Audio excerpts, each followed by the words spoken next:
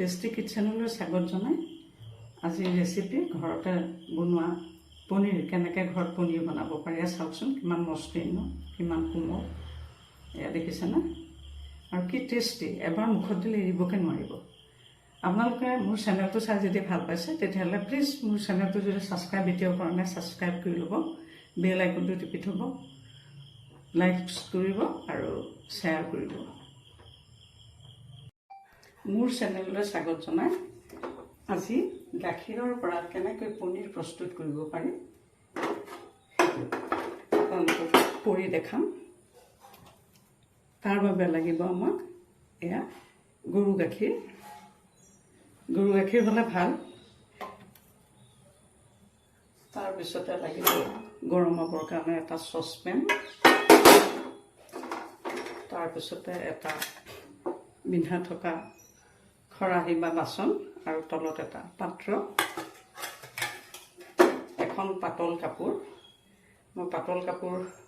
ভিতৰত মই সাধাৰণতে গামোচাখনেই ব্যৱহাৰ কৰোঁ এইখন অকণমান সেমেকাই লৈছোঁ এখন গামোচা আৰু এইখিনি নেমু টেঙাৰ ৰস মই গেছটো হাই ফ্লেমত দিছোঁ গাখীৰখিনি উতলিবৰ বাবে এই চাওক গাখীৰ উতলা আৰম্ভ হৈছে এক উতলে অহাৰ লগে লগে মই গেছটো এয়া অফ কৰি 5 মিনিট গাখীৰখিনি অকণমান ঠাণ্ডা হ'বলৈ দিম এয়া দেখিছে 5 মিনিট হৈ গ'ল এতিয়া ইয়াতে নেমু টেঙাৰ টেবুল চামুচৰ এয়া কমকৈ দিম এয়া 4 চামুচ দি দিম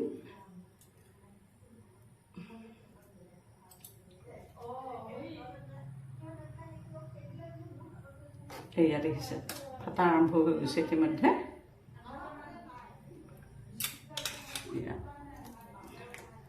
দি যাব লাগিব লৰাই যাব লাগিব ফাটা আৰম্ভ হৈছে আৰু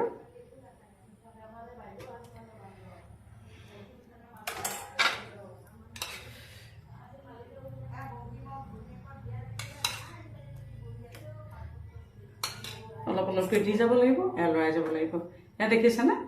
এয়া সুন্দৰকৈ ফাটিবলৈ আৰম্ভ কৰিছে আৰু গাখীৰ আৰু পানী দুইটা কালাৰটো অলপ বেলেগ হৈ যাব গাখীৰো বেলেগ হৈ গাখীৰৰ চানাটো বেলেগ হ'ব আৰু পানীটো বেলেগ হৈ যাব এয়া চাওক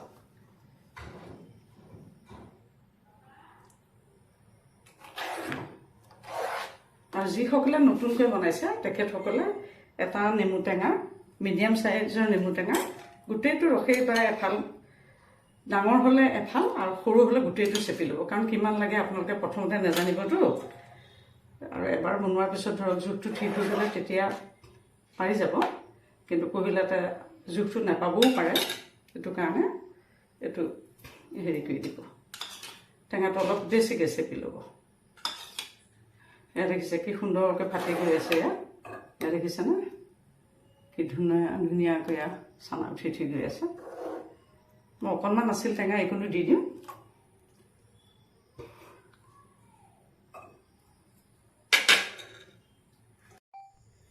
এয়া দেখিছে 5 মিনিটৰ পিছত গাখীৰখিনি কি সুন্দৰকৈ ফাটি গৈছে কি সুন্দৰ চানা প্ৰস্তুত হৈ গৈছে এতিয়া গাখীৰখিনি এই বাচনটোত ৰাখি থোৱা গামোচাখন লাহেকৈ পাৰি দিম পাৰি তাতে এই গাখীৰখিনি ঢালি দিম দেখিছে কিমান 1 লিটাৰ গাখীৰত 200 গ্ৰামৰ ওপৰত নোলায় চানা ওলায়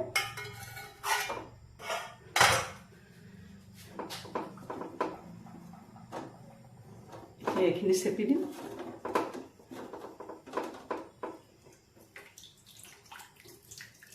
গৰম মছলা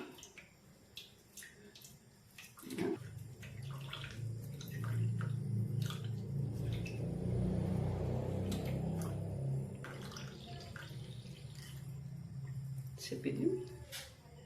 দি পেলাই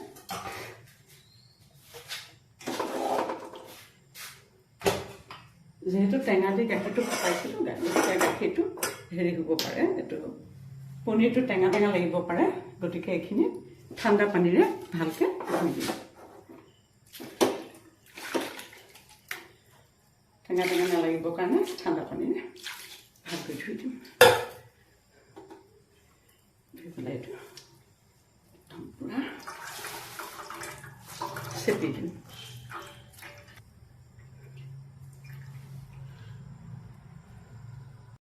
দেখিছে নহয় খুব সুন্দৰকৈ চেপিলোঁ চেপি পেলাই এয়া ওলাই আছে যি এইটো খুব সুন্দৰ এটা সাজ কৰি যাতে পনীৰটো ধুনীয়া হয় চাইজটো তাৰ কাৰণে এইটো ধুনীয়া এটা সাজ কৰি দিলোঁ দি পেলাই গধুৰ বস্তু এটা আপুনি যিকোনো গধুৰ বস্তু দিব পটাগুটি দিব পাৰে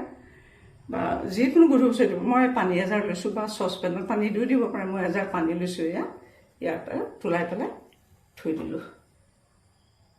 কমে 5-6 ঘণ্টা থোৱাৰ পিছত দেখিব এইটো এটা সুন্দৰ পনীৰ প্ৰস্তুত হৈ গ'ল